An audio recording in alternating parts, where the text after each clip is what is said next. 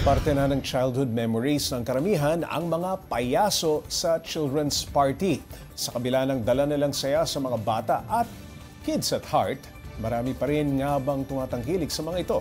Para bigyan ng mukha ang balita, Mobile Journal Mary Mon Reyes. Mayroong stand-up comedy, magic tricks, pagbuga ng apoy, at mga nakakatuwang interactive skits. Yan lang naman ang kayang gawin ng mga sumali sa payasohan o comedy clown contest na ito. Ginanap yan kasabay ng piyesta sa Barangay Bangkal, Makati. Ang mga dumalo, mga clown mula pa sa iba't ibang bahagi ng Luzon. At hindi lang bilang bahagi ng selebrasyon ang programa, kundi para matulungang ipakilala muli ang clown magician industry sa masa na halos namatay dahil sa pandemya. Sobra! Walang show for almost 2 years.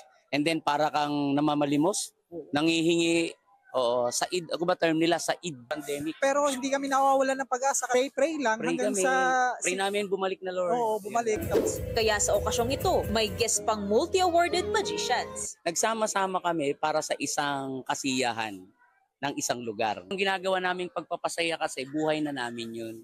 Hindi na sa trabaho. Aliw din naman ang mga nanood. Tulad ni Lolo Mario Carino, nakasama pa ang apo. Sa mga katawan nila, masaya kami kasi lahat sila magagaling. Para naman sa mga nanalo sa clown contest, sana raw ay tuloy-tuloy ng mabuhay ang industriya. Dahil bukod dito, isa rin sa adhikain ng grupo ang makapagsagawa ng fundraising activities para sa mga batang may sakit o sasailalim sa medical operations. 7 taon pa lang po ako, nagkaklaw na ako. Samahan ako po sa mga magulang ko. Kahit na malungkot, may pinagdadaanan sa buhay, at least nakapagpasaya kami ng maraming tao.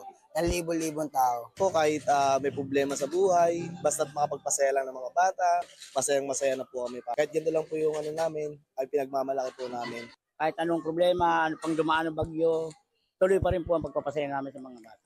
Nakakapagod ang magpatawa, pero dahil sa mga ngiti at tuwa na naibibigay nila sa bata at matanda, kahit anong mangyari, the show must go on! Mobile journalist Mary Mon Reyes po, hatid ang muka ng balita.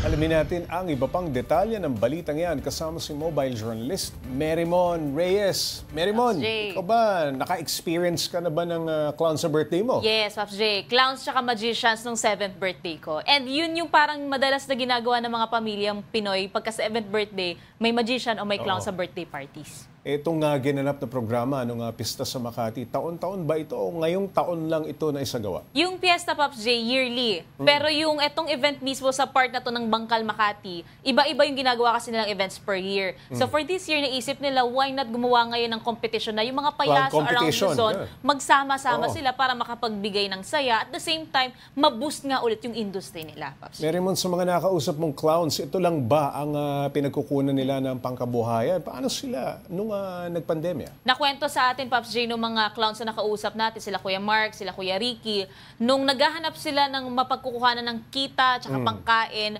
nasubukan na nilang magsumubok sa business, nagtatahi sa Divisoria, naglalako. Halos lahat tinry nila para lang makapag-sustento sa pamilya nila. Kasi nga, wala namang social gatherings nung pandemya. So, walang invitations, walang parties. Kaya kinailangan nilang humanap ng alternatives, Pops J. Sa magkano naman naglalaro ang kanilang mga TF, talent fee? Depende kasi, Pops J, kung ano kukunin mo, kung package, ilang oras, anong tricks ba. Kasi merong comedy clowns, merong magician clowns. Merong magicians lang, merong clowns din. So, iba-iba siya. So, may 4 digits, 5 digits, depende yan sa mapag-uusapan. Pero, for sure, lahat daw ng parties, maliit man o malaki, mapapasaya raw ng mga ito. Yun, para sa mga paps natin na may paparating na children's party, may community ba sila o page kung saan pwede silang mabook? Yes, Pops J. Sa social media, kahit saan, pwedeng tawagan, pwedeng kontakin. Pero alam mo, Pops J, kahit saan ka magpunta, basta may kasama ka mga kaibigan at clowns din sila, pwede rin silang maging clowns ng buhay mo, magiging celebratory at masaya talaga, tulad na lang nitong birthday mo. Kaya, Pops J, happy birthday! Meron lang kaming munting regalo para sa'yo. Happy birthday, Pops J! Akala ko may clown na lalabas eh. Kami nga, Pops J, mag-isiping clowns muna ng buhay nyo. Happy birthday, Pops J! Nasaan yung kandila? Paano kayo mag-birthday? Imaginary na lang po. Sige. Alright, maraming salamat sa inyong lahat, no, sa aking mukha ng balita family. Thank you so much. Happy birthday. And maraming salamat. Mobile Journal Reyes.